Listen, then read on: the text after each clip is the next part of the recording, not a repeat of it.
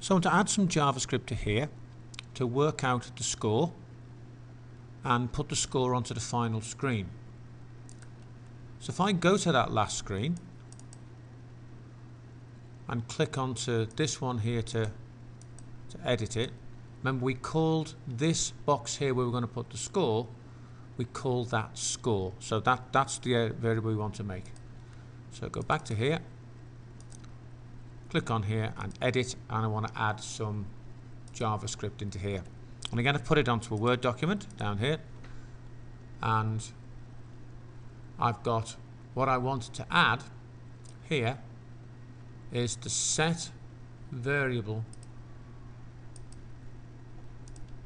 score to score plus 1. Now this looks quite complicated. So what you're saying is, whatever the value of the score is, add 1 to it. So if the score is 4, the new score is the score which is 4 plus 1. If the score is 5, then it's 5 plus 1. So I've got set the variable score to go and find out what score is now. Remember why the multiplier by 1 is there. That's the simple way of stopping it just putting a 1 on the end. It stops it confusing the plus with add some text and makes it know that what you mean is add a number. Okay. Now the other thing you notice done here is a standard way of doing JavaScript. Notice I've moved the curly brackets right out the way. So the curly brackets up here, so that starts and the other curly bracket stops what happens if the answer to the if question is yes. So it just makes it very clear what's going to go on here. So I'm going to copy that. Control and C. I'm going to go back to my app and I'm going to put it in.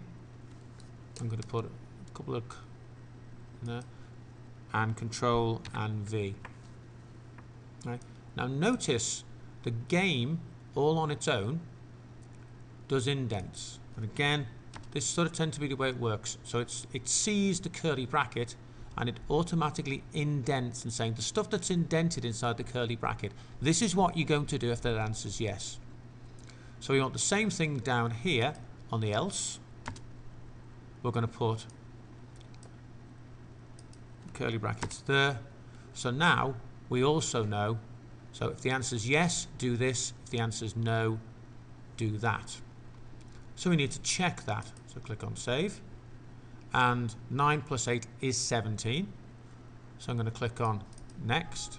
So the answer, well done. If I now go to this page, the score's now 1.